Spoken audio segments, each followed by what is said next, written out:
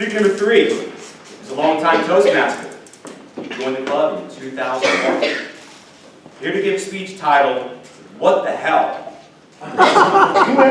Toastmaster Weiss.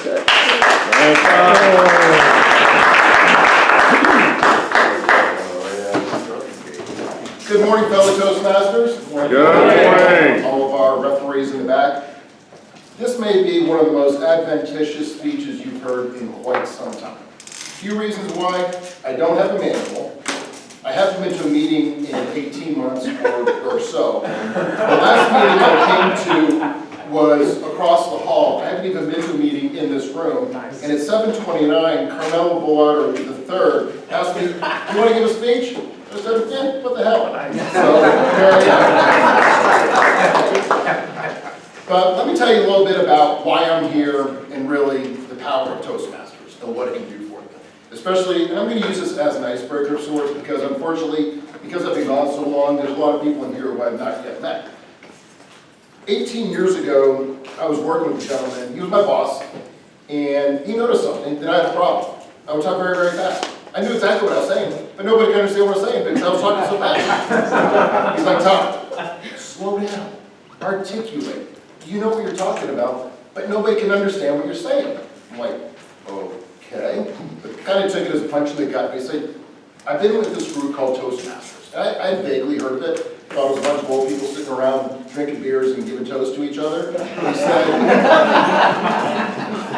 he gave me some great advice, and he had been a 25-year Toastmaster at that point. And he said, "Go back to Orlando and find a club that meets first thing in the morning on a Monday or a Friday." And the reason he said that is that those clubs tend to be more business-oriented, a little more focused, a little bit more intense. And I've been able to observe and go to other Toastmasters clubs in the area, and not to denigrate anybody else, but I'll denigrate us too a little bit. We're an intimidating club.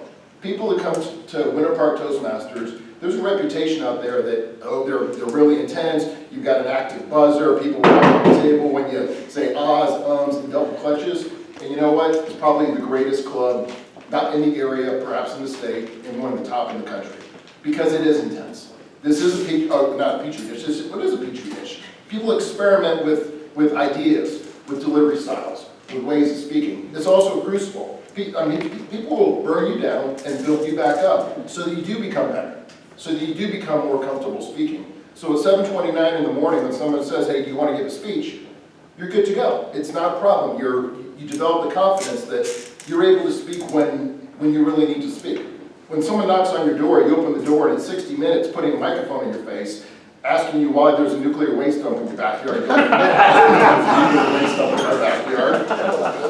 So, this is a special club. And having been here since 2001, there's some of the people that have been around, great friendships, great opportunities. I consider Toastmasters to be the single best professional development career decision that I ever made. It's because of this club that I actually had a career opportunity to make a job change, and it was the biggest pay raise I'd ever received in my life, right? Because of a connection through Toastmasters. When I'm called upon to speak in front of meetings or boards or whatever, or just on the phone, it really, when you become very aware and what's not word, just aware of how you speak and how you're received, because you've got so much feedback over the years through this club, it really makes you think. And one place, funnily, that I find it really helps me is actually on the phone. Because sometimes when I talk, I get kind of a dull voice and it doesn't sound that uplifting.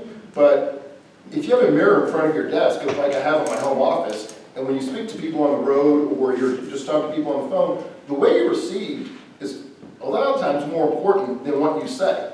And when you can really learn to articulate your words and slow down, use the pausing for effect, it really does become a powerful tool in just your day-to-day life and your success.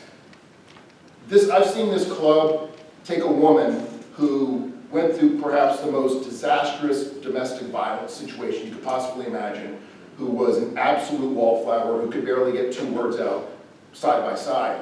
And she turned into one of the most developed speakers and one of the most confident people that I've ever met.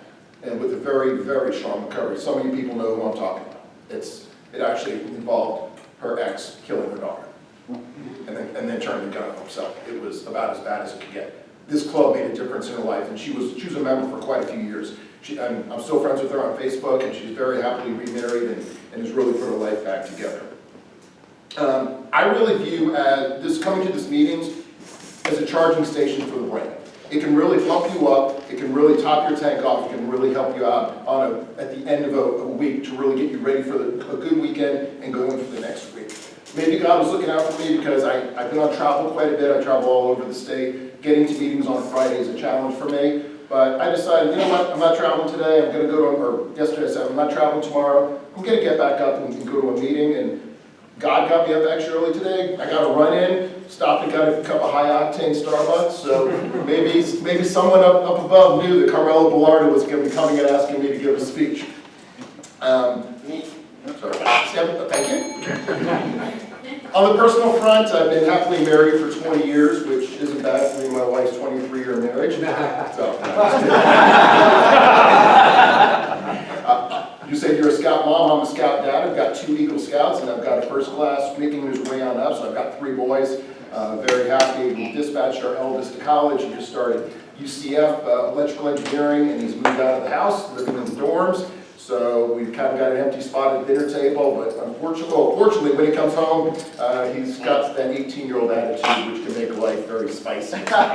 So when he goes back to the dorm, sometimes he needs to go back to the dorm. But he's doing very, very well. About to go get a car, the driver's license for my middle child, and my little one is in middle school. So life is very much an adventure. Sometimes we have adventitious moments, kind of like this morning when I'm giving a speech, but if you don't talk about Toastmasters to your friends, to your colleagues, and let them know what a club like this can do for them personally, professionally, and for the confidence, I would strongly recommend doing so because it really has made a difference for me. Thank you.